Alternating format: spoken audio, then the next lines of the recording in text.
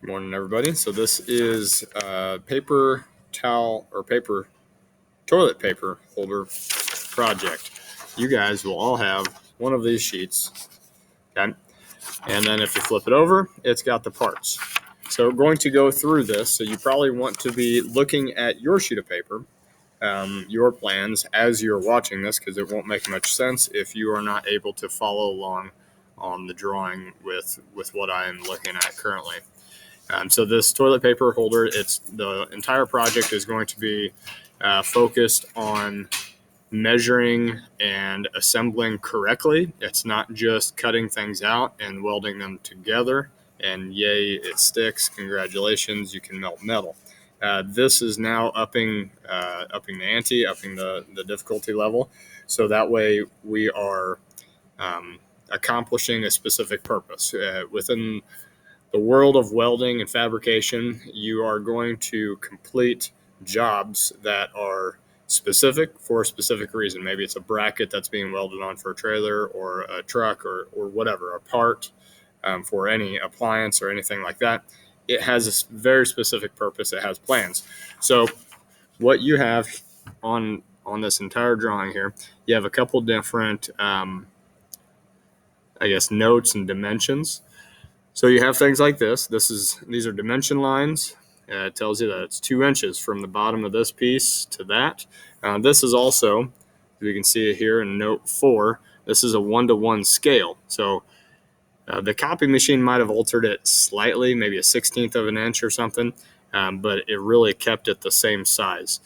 Everything is measured to an equal 1/4 inch. There's nothing, I don't think, that's smaller than a 1/4 inch, except for the holes that are drawn on here. Those holes are 1/8 inch holes that are drilled out. You do need to know that. I don't know that that's said anywhere on here, but that is smaller than a 1/4 inch. You could measure it and figure out that, but everything else is down to a 1/4 inch. So if you get an off measurement, that's the copier changing the size of this thing. So up here, this is a space between, well, first off, overall, this is where you'd slide your toilet paper roll onto. You got some brackets right here, 2 of them. This is all one piece and it bends around and it's going to be plug welded on the back. These guidelines here, that's where you're going to cut out your name and your hour. So you need your first or last name and then your class hour. One, it doesn't matter. Other than that, you get to pick. Notes down here, toilet paper holders, the material is going to be 18 gauge steel. This is the steel that we use on the CNC machine. When you're cutting things out on the CNC machine, I have 2 different part files. So 2 different sheets of metal that are up there. Each part file is going to be cut on a separate sheet of metal. And this is just so we can play Tetris really well. So the CNC plasma cutter parts you're going to make in 2 files, what I just said. There's going to be the square back, which is just this piece. It's one size, so that's really easy just to put down and cut. It's literally a square, and it'll cut out your name and your hour also. And then the bracket and the braces. So this is the bracket, and these are the braces. They'll be on a separate file, and so there's a piece of metal up there that is ready for you to cut out those files on that, so that way we can play Tetris really well. We have the potential to use our metal very efficiently, and we have the potential to really be very wasteful. Let's try to use it efficiently, so cut out the right size piece on the right piece of metal. Note number 2 here says the holes for plug weld drilled on the drill press.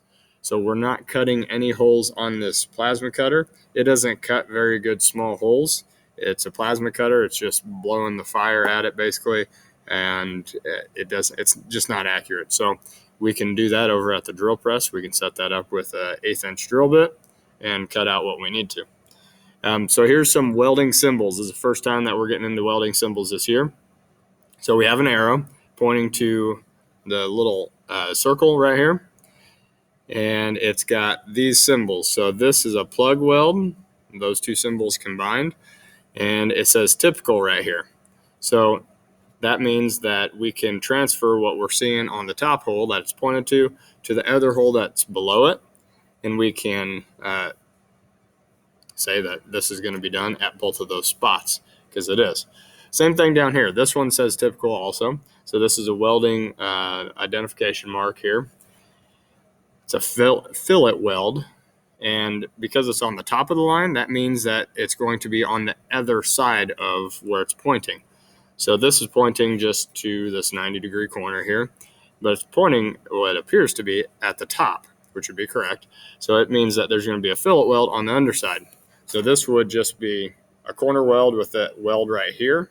That would be a fillet weld. Let's go ahead and flip it over. You can see all your parts here on the back side. You have the one long bracket. Again, we are taking into account for the bend. So there's 1/8 of an inch and 1/8 of an inch built in there. It tells you how to identify the two circles. Again, those are cut out on the drill press. Down here, we can see 2 more circles. This would be to mount it to the wall. And those are also cut out on the drill press. Okay. That's where the typical would cover that. In the note, in note number 2. You got your 2 triangles down here. These are the 2 braces on the front. When you're laying this out on your design, you can put them right next to this, and you could even flip them over and squish them together, so that way we're not using up very much material. But that's your parts. You can measure these parts and figure it out just from taking a ruler and measuring the parts on the screen if you're confused by the dimension lines. The rubric is also put on the back here. So name an hour in correct location. That's going to be 25 points, or a loss of a little bit of points as you miss different parts of it. Parts in correct location. So you have to put things together per the measurements on this handout. So 2 inches from the bottom, you have at 3 and 4 inches measured out, which you can measure that to figure that out. Parts are correct size. If you're cutting out parts to the wrong size, you're going to miss points. The plug weld and fillet welds are correct, and the quality is good.